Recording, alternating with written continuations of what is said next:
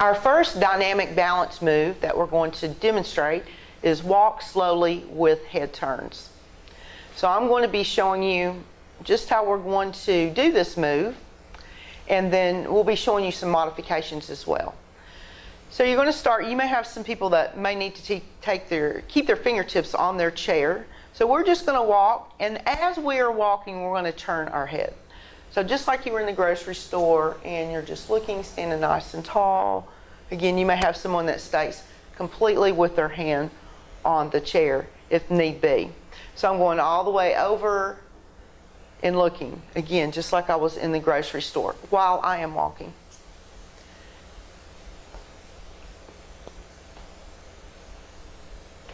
So some modifications for that, Nicki will show, like walking. You may actually walk around the room if you're, depending on your space, that you may do that. And notice that she's turning her head as she is walking. So not when she's just stopped. So another progression would be, or a regression, she may do it seated. So if you have someone that maybe they're just having a very day that they feel a little bit more dizzy or a little more unstable. And so Nicki's just showing you a version there, much like you would be seated in a car and you are looking from side to side, scanning your traffic.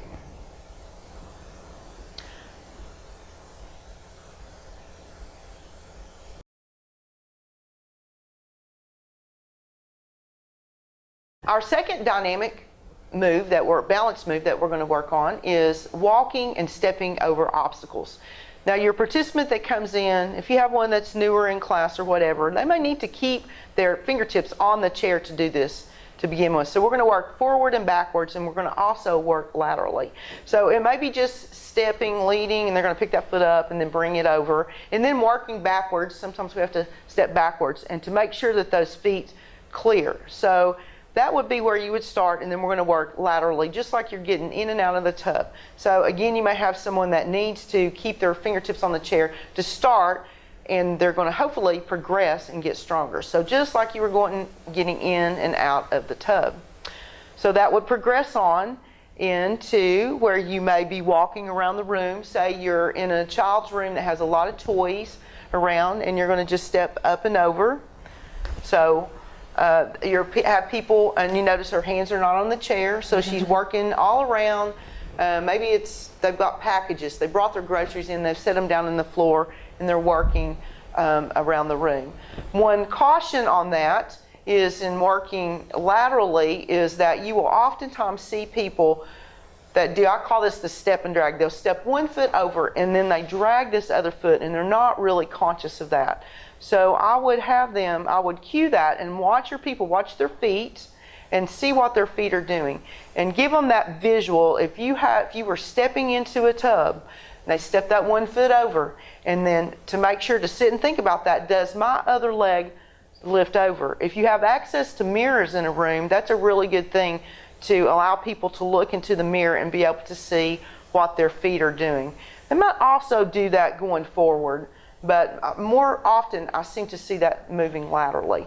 Another thing that you might choose to do is that people usually have a preference on leading with their stronger or their weaker leg, is that you may have them try, I may have them lead with their right leg, and then I will switch that back and then let them make sure they lead with the left leg too. And just to watch and see what those feet are doing.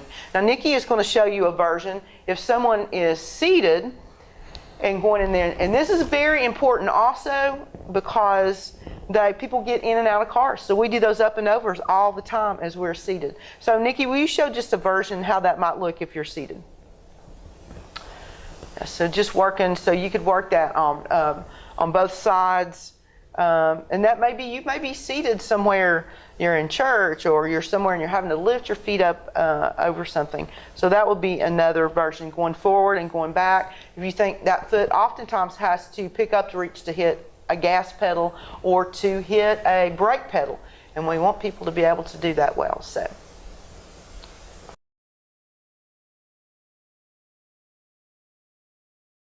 next dynamic balance exercise is a heel to toe walk. And so we're going to practice this one forwards and backwards. So again, you may have people that they may start with their fingertips on the chair until they learn how they do and get stronger, and then our goal would be hopefully they could release their fingertips off the chair. So I'm going to start here with this, and I'm just going to work and see if they can get. Now oftentimes people do this with their head down so they can see where their feet are. They may have an issue like peripheral neuropathy, and it's hard for them to even tell where their feet are. So they might even just go really small range to start looking at, and try to train to keep their chest, their eye gaze forward as they're walking and trying that. So maybe it's just very simple, very easy step. And then we want them to be able to take those arms away, further away from their body, and that they are going to walk. Maybe bring those arms out and find where they can balance. Okay? Now, then you may have, Nicki, show some options there for people that may not be able to do that heel-toe walk. So a wide leg, they can just wide leg walk forward. If they can bring their feet in a little bit further, but swinging all the way around to the back is too scary or difficult, they can just kind of creep it around to move it behind. That would be a modification they could do. Okay. And then if people were seated, how would they perform that seated? So similar, they can have their hands on the chair and just walk their feet forward and backwards to test the balance a little bit more. Again, you can have arms out to the side and go this way. Very good. And one other thing that you might watch when you watch people's feet is to watch, you will sometimes see people scissor their feet, and they may not be aware that they're scissoring. So you may see that they cross totally over. So sometimes I will see that. So kind of just really pay attention to your people's feet and try to watch that and see if they do that, and try. They may not be aware of what their feet are doing, and bring attention to that so that they're not going to scissor over. So.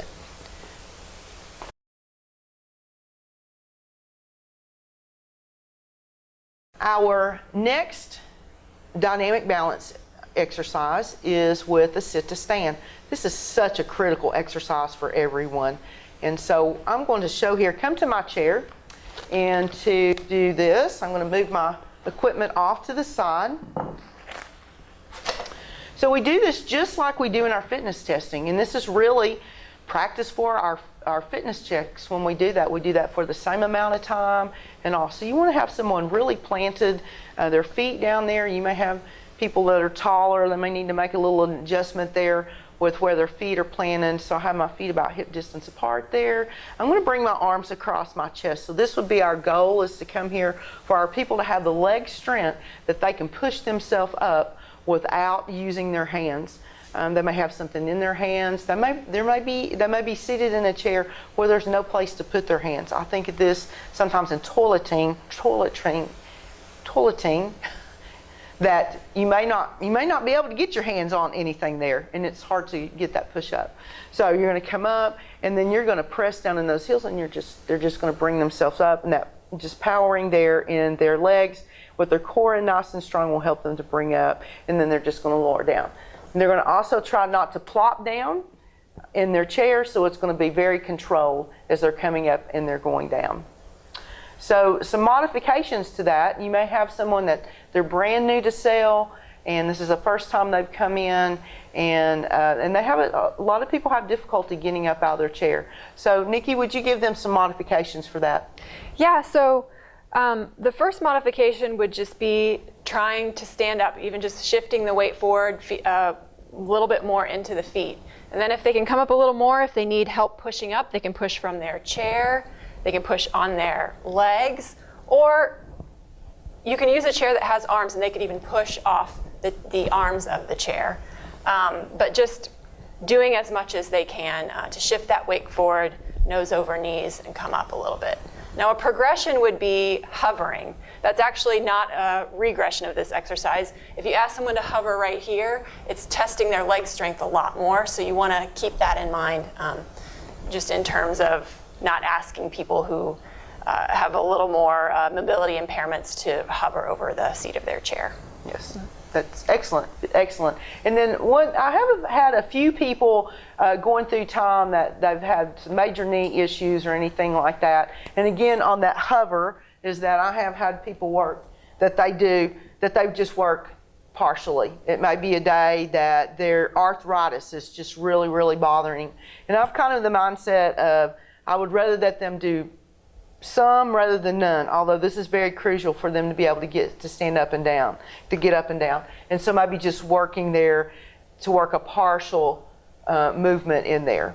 So one additional thing that you may see is that oftentimes in cell we may have some patients with Parkinson's who have done physical therapy, and this may be in any of our exercises that we do that people have special recommendations from their physical therapist or their doctor, and we want to help them to adhere to those guidelines. So one thing I wanted to mention is with Parkinson's, some of your people have done the big and loud program and have been taught to do their sit-to-stands differently. So they have been taught to bring those arms, a big sweeping arm to bring it up. So you may see that, and that's an exercise we want to encourage for them to do in the manner that they have been taught so that they can retain that being able to stand up from a sitting position.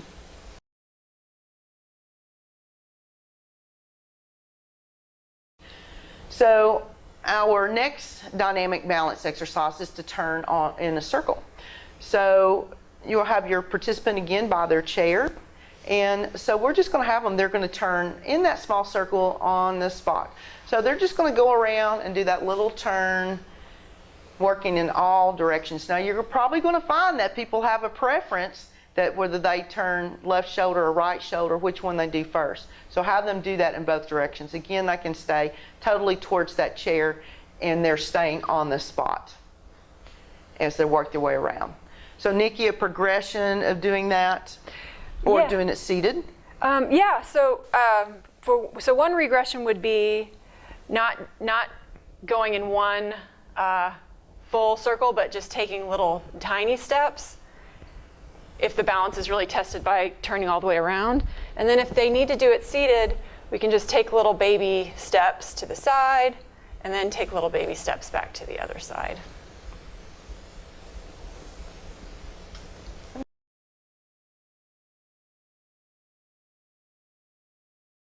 So our next move is with, and this is with our static balances, that we're going to do a clock sway. So we're going to work, and you try to have your participant bring their feet all the way together. Some of your participants may be due to orthopedic issues. They may have a hard time getting their feet together. So they may be slightly apart, or if the first time they've done it, they may need to just have a normal stance. But I'm going to bring my feet all the way together. Another option is to bring them totally back behind their chair, so both hands could come towards the chair if need be. So I'm going to bring my feet all the way together. I like to put my hands on my hips working this, and these are very soft, and your hinge is going to come at your hips. So much like if people were going to look at some flowers in a flower bed, and then they're going to bring it right back up, working very slowly in this, and then a little tip to the side. So they may do this if they've got a little reach for something. You're going to bring it back up, and then we're going to go around the clock again, taking it back. So I like to have people activate the muscles in their glutes and in their back as they lift up from their chest, and they're just going like they're looking up the sky. You've got that little still from your hip, and they're going to look up. This may be one that people have difficulty with. It makes them pretty unsteady. Bring it right back up, stack back up, and then we're going to go back to the other direction. So then I could repeat that and just go back in the opposite direction. So I'm going forward. Again, the hinge is from the hips. I'm trying not to round forward. All right, a little tip to the side. Bring it back up, a little tip back again. Watching your people, really cueing them to use those glutes as they go back. A little lift in the chest, and then take it to the side, and then bring it right back up. Now Nicki is going to show what that might look like seated. So when they do it seated, you just want them to try to clear that opposite hip off the chair as much as possible. And they might not be able to lift it all the way up, but that tests the balance that way. And then they could also work to come forward and then back as well, right, as they're working on that. So you would get all the way around. So each side and then forward and backward as you work that. One additional thing on our working with our clock sways is that, and this would make it harder for your participants, instead of the hinge coming at your hips, but that it comes from your ankles. Your movement is from the ankles.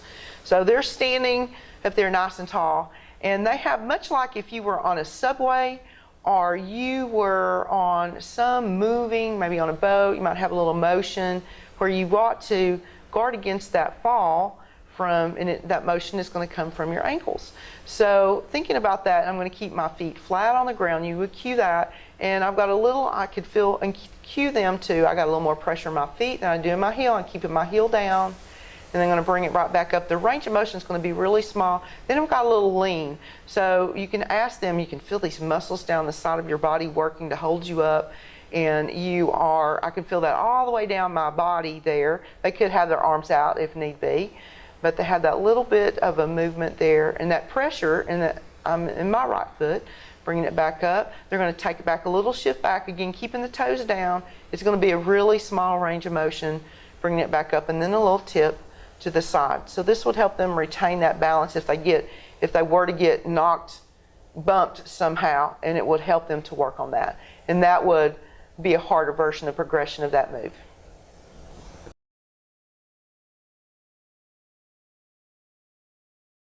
Our next static balance is with head and trunk turns. So very important if people are driving.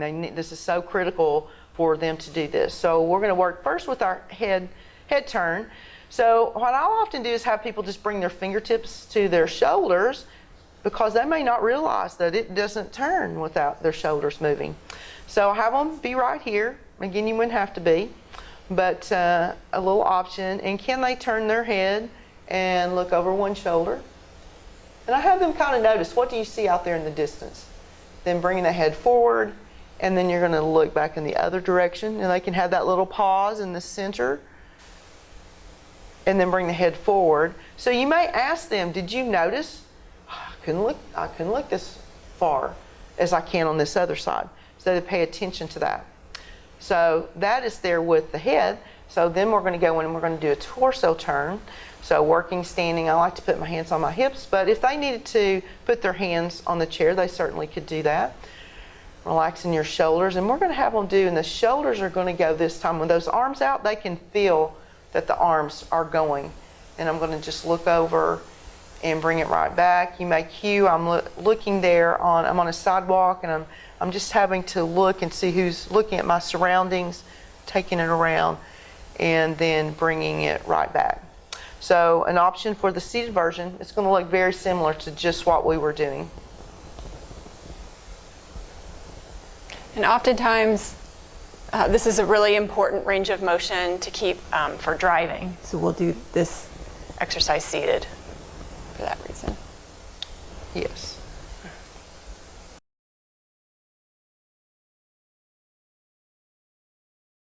Our next static balance is a heel to toe stand. You may also see that referred to as a Romben stand. So we're going to have your participant, they're going to do much like our heel toe walk, to bring one foot in. They may have to look, put a hand on a chair to kind of see where their feet are positioned, and bring one foot in front of the other. Now again, they may start with their fingertips on the chair, and they may extend the arms out. I like to have people notice, okay, where's your weight at? Is it in the back foot? Is it in the front foot? This is another option where you may look to see, is somebody crossing their feet?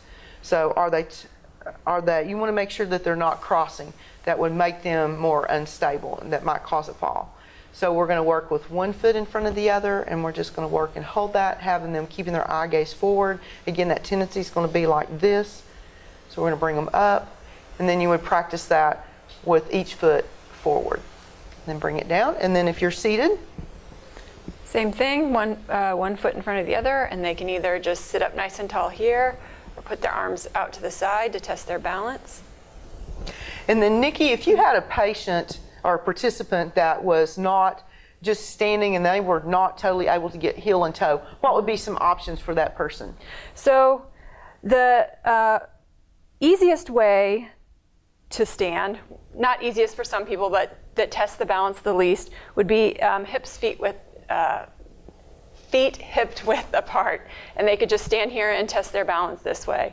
The next progression would be feet together, and then the next one after that would be one foot slightly in front of the other but still offset, and then finally the hardest, which is what Terri showed, is one foot in front of the other.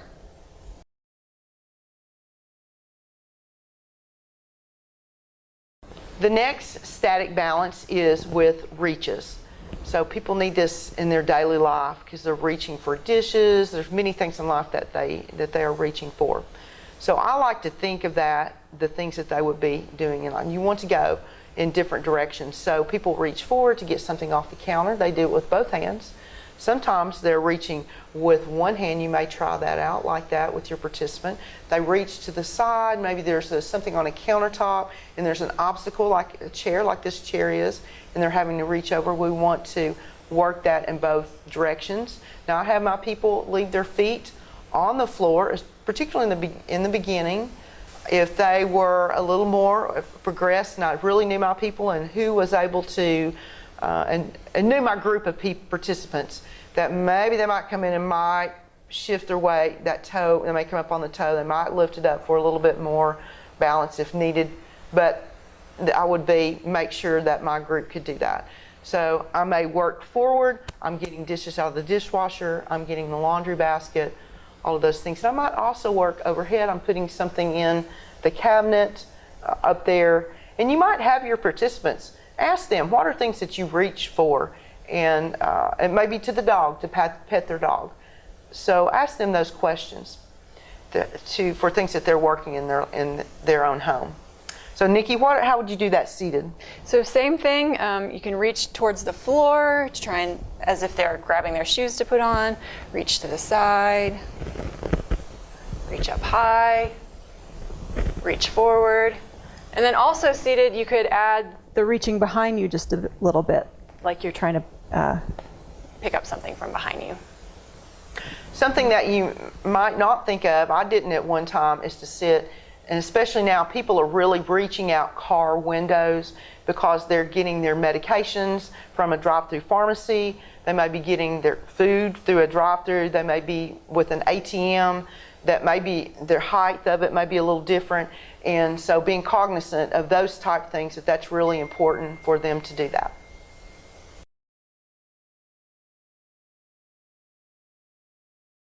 So our next static balance is to do a single leg raise, so our single leg balance, that you may hear that.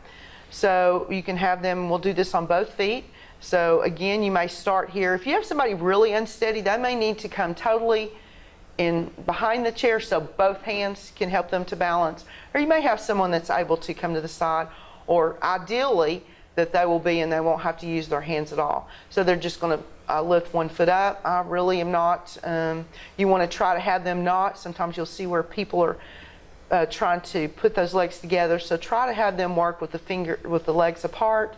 Again, the fingertips can be on the chair. You may have someone that when they first start doing this, they may have some type of orthopedic issue and they're really having to work really hard here. They may come here, they may loosen their grip, they may play the piano, they may come to chopsticks, and maybe one finger, they may be balancing out here. Their core is in nice and tight, and you're having them keep their eye gaze straight ahead. And then again, you would want to do this on both legs. So Nicki, would you show what that might look seated? Yeah, so you could just have them shift their weight into the balancing leg and then lift their foot up just a little bit. They can bring the foot back and just keep the toe on the floor, or would be a little bit more difficult would be extending that leg out in front and balancing that way.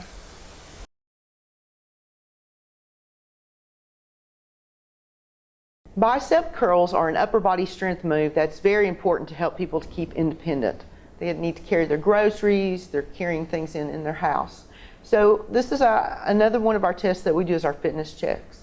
So you're going to have your participant bring their hands forward, they're going to extend down. Now this move can be done standing or seated because they have to work with weights, they carry their groceries in, so that's important. And it also, by staying standing, it does work balance as well, just in the standing portion of it. So you're going to have them turn their hands forward and they're going to curl up. Again, using that cadence 3 counts up, 1 with a little pause, and then slowly lowering down. Nice and easy. So one thing that you may see with people, or they may have an arm injury or something like that. So their weight, they may do 1 at a time would be an alternate move. Another thing you may notice people do is they come up here in the wrists. A lot of people have really weak wrists and they do this movement. So it would be, you might have them cue to keep the wrist up and then kind of look at the wrist to see what their body is doing and then lowering down. Now, you'll probably really see this in testing, maybe not so much in a class, but in our fitness tests, is that people swing the weights. So then they bring that weight forward. So really cueing them to keep those elbows close to the body and not swinging. If you work with that slow cadence, that should prevent them from doing that.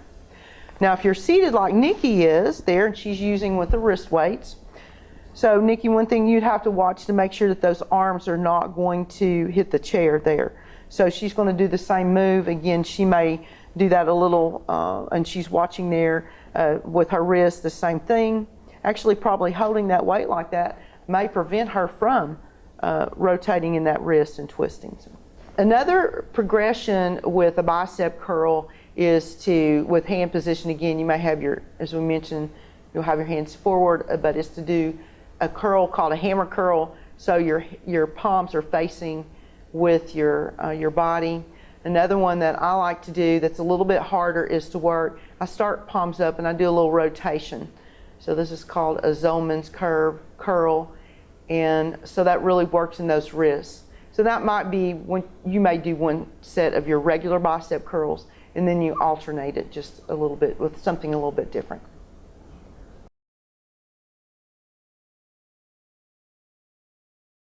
Our next strength move is with a tricep extension.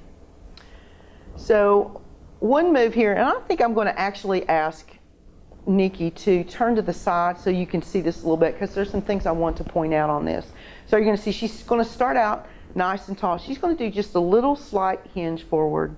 She's going to bring, let's do one arm at a time. So she's going to bring that elbow back and she's going to lower her shoulder there so she's not pulling up in the shoulder. So you're going to pull back and then she's going to extend that arm back and then it's going to go back to about her hip. So bring your arm back down, Nicki. So you're bending the elbow there. The movement is, the bend is at the elbow. So she's just working back there. Let's do one more there. Extending it back, and then she's going to bring her hand towards her hip, keeping the elbow in the same location. So standing or seated, the same thing. And again, she's showing you could do one at a time. I'm going to do, my knees are soft. I'm going to do that little hinge with my hips. I'm going to take my hips back. I'm going to bring my hands to my hips. This is actually works in your core because I had the little hinge forward. I'm going to bring it up. I'm going to pull my shoulders down.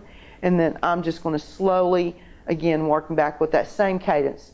We're going to take it up for 3 counts, a little pause, and then you're going to bring it down, controlling your weights, and then bring it back up.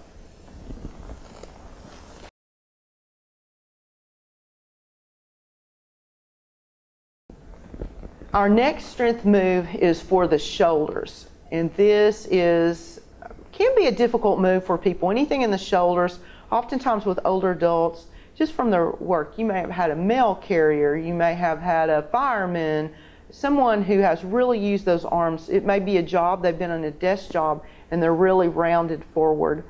And so sometimes these moves are a little difficult for people. So our first one we're going to do is we're going to work an arm raise to a side. You may also hear that as a lateral move to a lateral lift. And so their elbows are going to be soft, their hands are going to start at the side. Standing in good posture, so whatever that seated or standing, be sure to cue that posture, that their abdominal muscles are braced, and they're going to lift that weight up to the side, elbows are soft, and then bringing it down. Now this is working with a long lever, so a little shortened lever makes that a little bit easier, so you may have a little more bend in the arm, like this, or they might even totally bend in the elbow and to bring it up and lift it, the elbows up. So depending on their shoulder flexibility. Now our move seated would look exactly the same way, pointing out again that Nicki's in great posture here and she is working. Now she may have to have a little, I call it a little sweet spot, if her shoulders are, she may need to bring her shoulders slightly more forward to work for her shoulder, but she's still working that. And again, she may work with that shortened lever. Now you'll see she just did a position change with her hands. So the first one, her palm was down, and then she's done a little position change with her palm facing forward. So you would have like a thumb up there to work, and that may be another adaptation to that move. And one more move with that, it would be also to do, you could do one arm at a time. Cautioning people, sometimes you'll see people, if they're doing one arm at a time, they kind of do a swing up. And so again, making that really slow and controlled movement.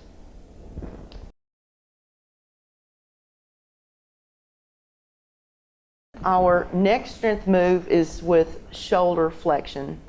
So you'll see that people will do this in daily life. They're reaching, they're picking something like picking the garbage up, and they're going to put it in a can. They may be picking a child up, or many things that we reach in life. So standing in really good posture. So, or even if you're seated, the same. That's you're going to do the same thing, and we're going to lift those arms forward up. Now I'm going to stop at my shoulders, and then lowering it down. So many people will have trouble just with that move right there. So they may be able to go just slightly higher, but you want to watch your participants and see what they're doing. Oftentimes your participant will not tell you that something hurts, but you'll see that reaction on their face. They'll bring the arm up, and you'll see them just make this face, and then you'll know that they're in pain. And you want to be watching all of your participants for those things. Another move or a regression to that might be even to do that movement without your weights, or to do one at a time. And you'll see again that Nicki has some position change of her with their thumbs up, or with the palms facing down, that would be some modifications to that. So again, this is going to be depending on your participant, because we want to keep those shoulders really nice and safe. And so many people do have shoulder issues.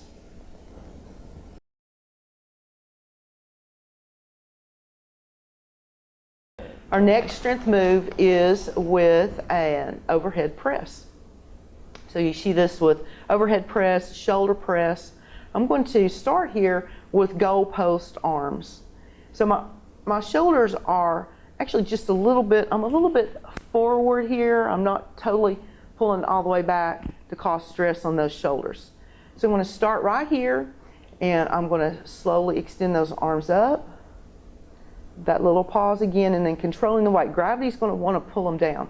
So I like to cue, can you come right back to your goalpost instead of letting your arms just all the way drop down. This kind of a rest when they bring them all the way down. But this makes it a little bit harder, kind of noticing, can your participants, can both arms come all the way up? Just watch how that they move.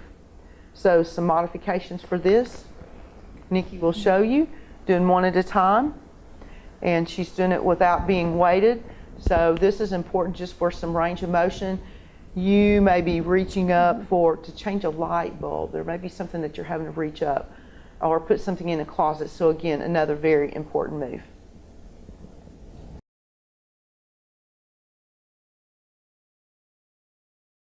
Seated crunches. So we're working those abdominal muscles there.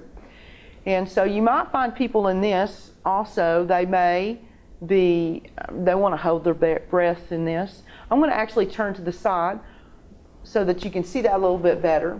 Okay. So I'm going to work with my weights. I could work it with or without. I'm going to cross my arms over, just much like if I were holding a small child and I was in my chair, maybe I was in a chair and I've been holding them, they start crying, I want to hand them off. And so I would need my abdominal muscles to work on that. So sitting really nice and tall, my shoulders are relaxed here, and I've got a little movement back. So another cue would be that they would be seated with their body away from the back of the chair. I'm going to bring it up, my feet stay planted on the floor, and I'm just going to bring it right back up in that little rock forward tummy, draw those tummy muscles in. I'm not going to hold my breath, and then I'm going to bring it forward. So I would take a good deep breath in, and then as I come back here, I'm going to exhale, and then I'm going to bring it right back up. This may vary with your participant, their range of motion in that move, but very important. And I like to cue people that those deep muscles that get sore when you cough. We want those really good transverse abdominis muscles to work that help work with your core stability. Any modifications that you think you would add to that? No, just if moving back and forth is not possible, they could always just sit up nice and tall and just engage those abdominals and release them. Yes. Yeah. Another excellent modification to that.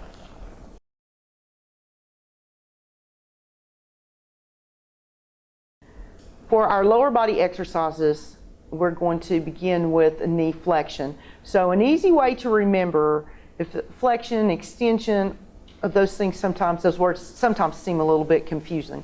So think about with flexion, something is bending. So when you have flexion, knee flexion, your knee is bending. So you may see that also identified as a hamstring curl. If you've participated in exercise, you may have seen that. So working or standing. Now you may have people that are going to need to put their hands on their chair because we want them to work that muscle. And this isn't necessarily about balance, it's about building that strength. So I'm going to turn to the side here just a bit. Now notice that I have my ankle weights on. So that's very important, especially with our lower body. We want to have that challenge of adding on.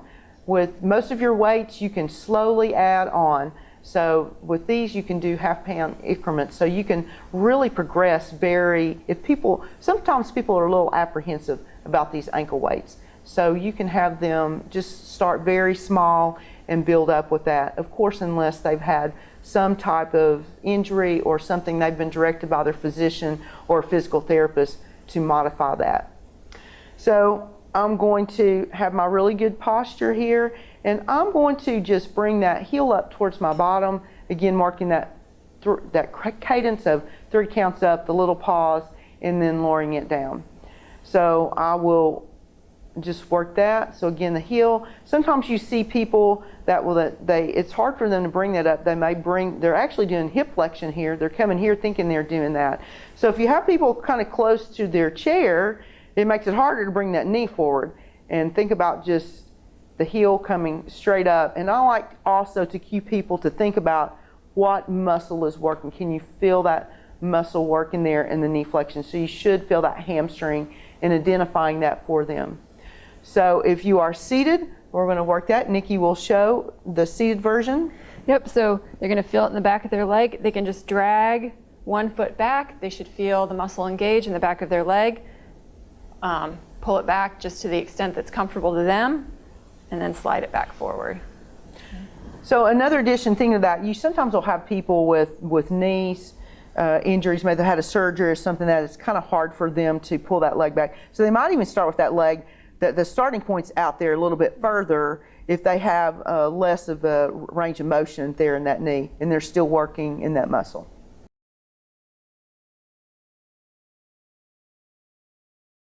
Our next lower body strength move is with knee extension. So remember, for the flexion and extension, so your extension, that leg is going to extend out. So we're going to work here. Now people may need to have both hands on the chair for stability. They might be able to come out the one side or be seated. Now I'm going to bring that leg up. So this one's a little challenging for people to do this. I like to put my hand on my quadricep here, and I'm just going to extend, knee extension, so that lower leg is extending out. Now this is a huge balance move right here, and they're really working really hard in those hips to stay up. So you may have someone come here, extend it out, and then they're just going to set it down. So in this, you're actually getting some hip flexion and knee extension here, both with this, but depending on your group of people. Some of them may be strong enough and they can work right here. One move that you want to make sure they don't is that they kick that knee. You're working here, and they have more of a ballistic move. So you still want that very slow and controlled. So if you see that your people are not able to really do that, then you may bring them to the seated position and let them start there and build strength up until they're able to do that properly and with control. So seated, Nicki will have that version. It can be low, or if they're stronger, it can be a little bit higher. Or it could even just be dragging the toe on the floor. So in this too, Also, it's about this knee and extending it out. So sometimes people have difficulty with that because they think they're supposed to lift the hip up and then extend that seated. And that's not necessarily what they have to do there. So, and again, working with control.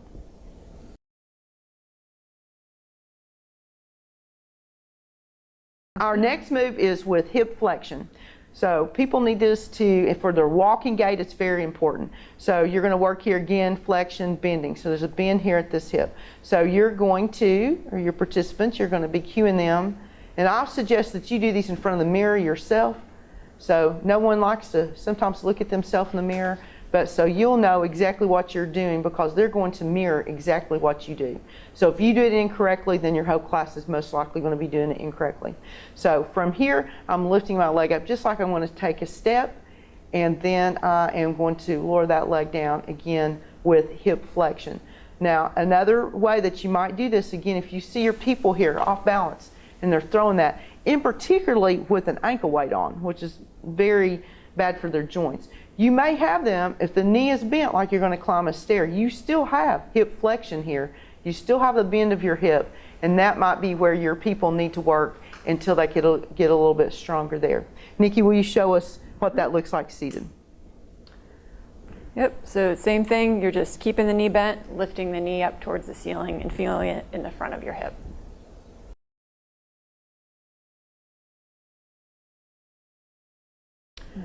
Our next strength move is with hip extension. So we were working on the bend in our hip flexion, so now we're going to extend that leg back.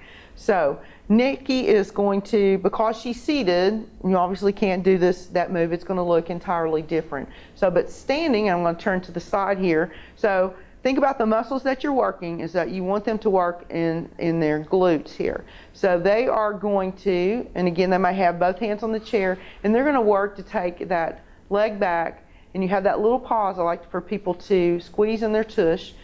You may have someone that they may have to tap their toe down. They should not be feeling this in their back. Sometimes people will try to really get that leg up and they'll overarch and they'll feel it in their back. That's not what you're wanting, no pain. So they're just taking that leg back and squeezing in those glutes. Nicki, will you talk about the seated version? Yeah, and then seated, they're just going to sit up nice and tall, and we're going to squeeze our tush and hold it and then release. As a progression to that, you can squeeze one side and release, and then squeeze the other side. It's not going to look like they're doing much, but they're still getting the engagement in the glute muscles. And another alternative, it makes it harder to do one leg, just down that one leg. If you have a group that may be new, it may be alternating, would take pressure off and would make that would be a little easier movement for them as going from side to side.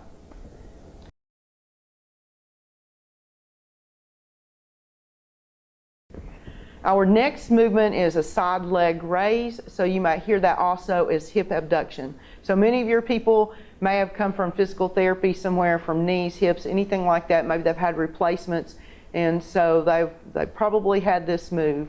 In fact, many of the moves that we do in here, they do in physical therapy. So we're going to work here. This is a very important cue because sometimes what their body is doing and what their brain is saying they're doing is two different things. Oftentimes, if I can have an opportunity to get people in front of a mirror to look, that's a great thing. So they're going to, on their standing leg, all right, again, both hands may need to be on the chair, and I'm going to have them not lean. People are going to want to lean, try to get that leg up. They may not have very much flexibility in those hips, so those legs may not go very high. And a key point in this is keeping your toes forward. So my standing knee is soft, and I'm just going to lift that leg up. And it may, for some people, it may even feel like their toe is pigeon-toed. They may have to put their hands on there and just look to see what their toe is doing. And you just have that lift up. You're going to do it on both sides. So again, this may work in one side and then work in the other would make it a little bit easier. And again, they're engaging their core when they are working to keep that their body upright. So Nicki, will you show that seated? Yep, so you're going to keep one knee pointing straight forward, and then you're just going to bring the other leg out to the side to the extent that they can, feeling the engagement in the inner thigh, and then bring it back in. So, and with that key point, keeping the knee and the toe is in line with each other. So you're not trying to keep your toes forward and then trying to bend with that knee. So they're keeping everything, you're keeping everything in that range, and that's safe.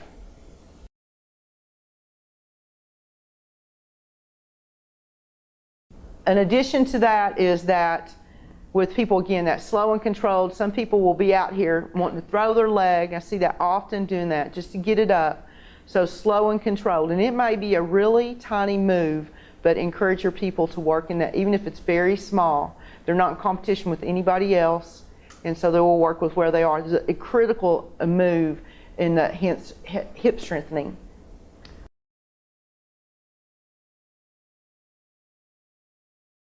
Our next move is with a toe stand. So you'll see that in our legs. You may also see that as plantar flexion. So toes, you're planting your toes in the sand, as I mentioned during class. I want to show this from the side. You're going to be working here, feet about hip distance apart, and you're going to just lift up on their toes, lifting those heels up, and then slowly lowering down. Probably most likely what you're going to see is people's here and they want to plunk down.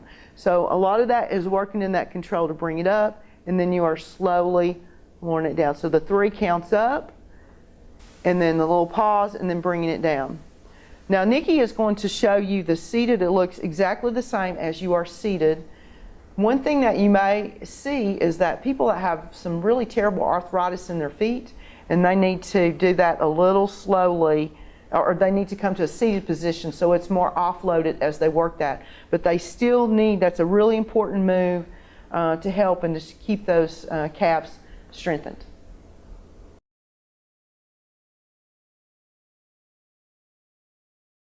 So our next movements, we're working into flexibility. So we're going to work here first around there, and the head will we'll work from the top of our body down to our feet. So with your neck turns is that you're going to have them, look now, as you go through that, you're going to hold these, try to hold them 20 to 30 seconds if you can in this, and you're going to work in both directions. So I'm going to go in both directions, so this looks the same seated as it does standing, bringing the head forward.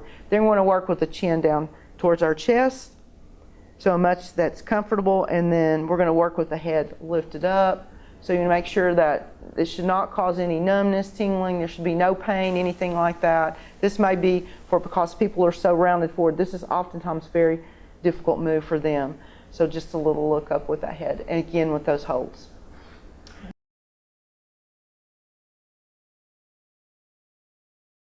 Shoulder and our arm circles. So with this, I'm going to start, and I'm just going to do a movement, and I'm going to work backwards. Most of your people they work forwards. They're kind of forward loaded. So I'm going to, you'll see in your arthritis programs that they usually recommend to work backwards in this instead of working forward. Then I'm going to progress on and add my arms. I like to do one arm at a time. I think you can get a little range of motion depending on your people in their shoulders, just kind of watching it maybe a little smaller. They may be able to bring it up a little bit higher as they go on and working in those shoulders.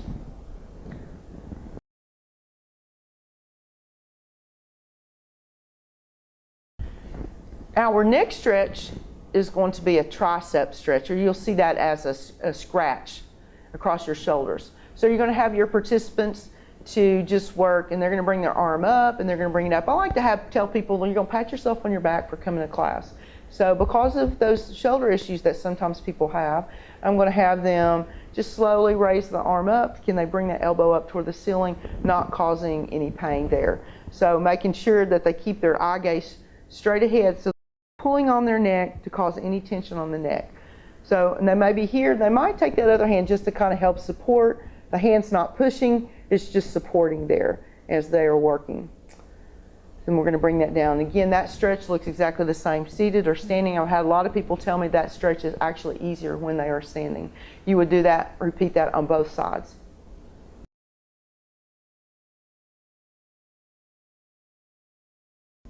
For our next stretch, we are going to work and do some scapular retraction. So we're going to work in, and I like to have people to come in, and you've got some W arms here. We're going to start here. So again, looking straight ahead, and we're going to work to, again, because people have shoulder issues, I like to have them work here. So they're pulling those elbows back a bit, and then we're going to have them, they're going to feel those shoulder blades and back. They're going to feel them try to come together, and can they lift those fingertips back behind their head, but keep their head still. So they're not going to reposition the head or pull on the head. And can they get that? Could their fingers touch? They're not pulling on their head, just like they're laying in the grass. They're going to get really good stretch in there. They'll feel that this is in their chest right there as they're working, and then they're just going to release it in that little hold there. So if that's hard, again, the regression is that it may be right here. This is where they work. They're going to get a really good chest stretch in this, and then they work the hands up.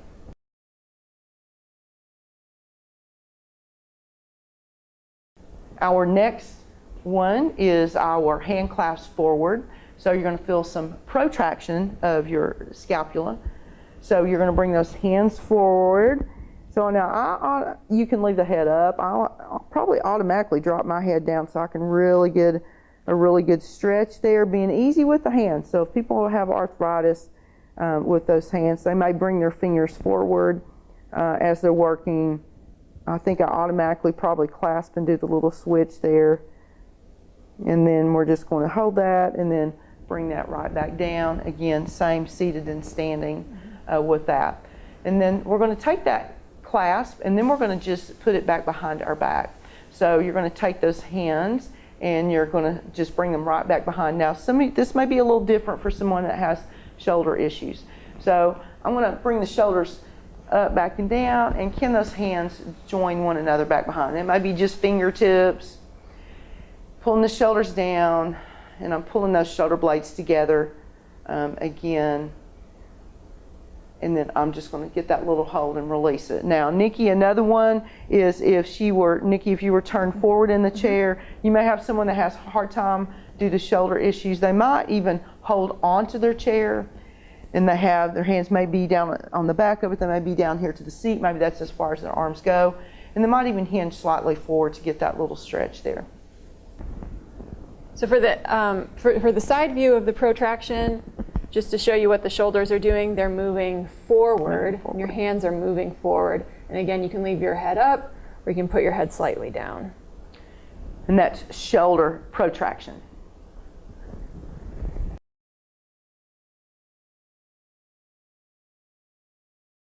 So our next move is with our prayer position of our hands, and this is for the wrists. So you're just going to bring those hands together, lowering the shoulders, and your hands are just pressed together. Then being mindful of your people with arthritis, that they're not causing any pain in those joints. I like to lift the elbows up a little bit, but keeping the shoulders pulled down and working that. Same seated or standing.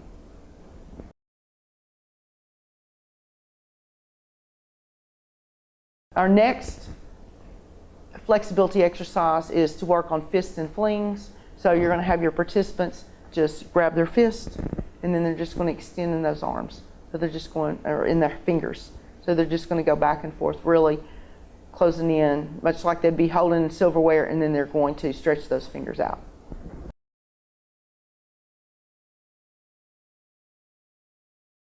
Our lower body stretches include our quadriceps. So the first one we're going to do is a standing. So you may have seen this in different, grabbing that foot, but we're going to suggest you do not do that with our cell class based on our participants that we have within cell. So standing, you're going to be turned to the side. Looks much like a hamstring curl, and you're just bringing that foot up. Now, since this is not about balance, this is about flexibility, so it is okay for them to have those hands on the chair so that they can get into a better stretch there. So they should feel that, always cue where you should feel it at. So they should feel that in the front of their thigh. They may even feel that up into their hip flexors. If they are seated, Nicki's going to give us a side view, and I prefer that they turn to the side so they have the back of their chair so that they can hold on to it for stability, as opposed to just setting towards the front of the chair.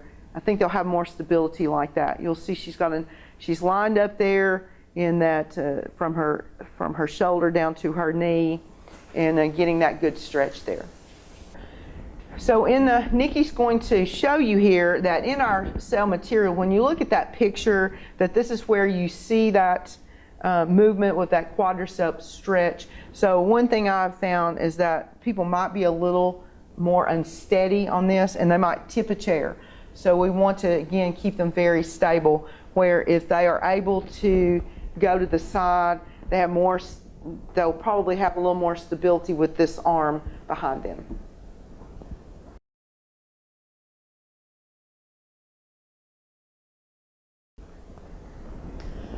Our next stretch is with a hamstring stretch. So we're going to work, and that is that hamstring, thinking about, and I would instruct your students, this is part of our education that we do, where is the hamstring, where is it at, so that they will know. So with your chair being on the side of the chair, so you can have the chair turned however, I'm going to extend that foot out. So I'm going to work to pull the toe up, the standing knee is soft, and they're working just to pull it up. You should, again, cue them where they should feel that. Now, your participants may feel their hamstrings may be very tight, and they may just feel this perfectly right here. Or they may be to take a little hinge there at their hips with the long spine, this knee is soft. They could be right here holding on with the chair sideways. So they're very secure, and they're working to feel that all the way down. Nicki's going to give you your seated version. So they're going to straighten one leg out in front of them. And it's important not, when they lean forward, not to put weight on this leg. So they're going to have the arm lengthened out in front of them and then hinge forward at the hip. And again, they should feel the stretch in the back of their leg. Or they could also, with that leg extended, if it's hard to bring that arm, they have some shoulder issues or something there, they might bring both hands onto this bent knee as they extend it forward. And she has a very nice long spine. So she's not coming here, and then oftentimes what you'll see someone go here, and then they're going to do the rounding from their waist, and they drop that head, or they try to reach for their toe. So try to think that they're coming forward and they're keeping the very long spine in that.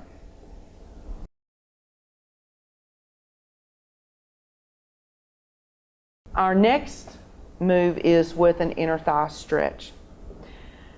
So this will look a little different than seated and standing. So you're going to have your participant again there with a hand on the chair, and you're going to have them just, starting position is to take their feet just a little wider. Now standing, I find that a lot of adults have difficulty with that. So I'm going to have them hinge a little bit with their hips back, so they're pushing their glutes back a little bit, and they're going to just do a little smooth move to one side. One knee is bent and one leg is straight, still keeping their muscles engaged there so they can get that, and cue that for them to feel that in that inner thigh there. So again, stability might be an issue, so you can having them back behind, having them hold both hands on the chair may help. And then when they switch to the other side, they can just move very easily, keeping that little hinge in their hip. Now Nicki is going to show you what that will look like standing, or seated, I'm sorry. Yep, so just like the strengthening exercise, you're going to leave one knee pointing directly forward, move the other knee to the side, and they should feel that stretch in their inner thigh. Again, not letting the knee tip forward, but keeping it in line with the toe. You can even have them tip a little bit towards that leg just to get a little bit more of a stretch on the inner thigh.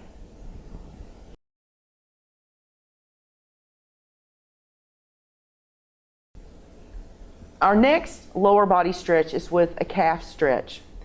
So it looks a little bit different with the seated and standing version. So you can, and it can look the same when you're with as you'll show here in seated just a minute. So you're going to have them stand. I like to have people come close to their chair, and they're going to take a step back. So one important cue on that is that people are on railroad tracks, not on the monorail.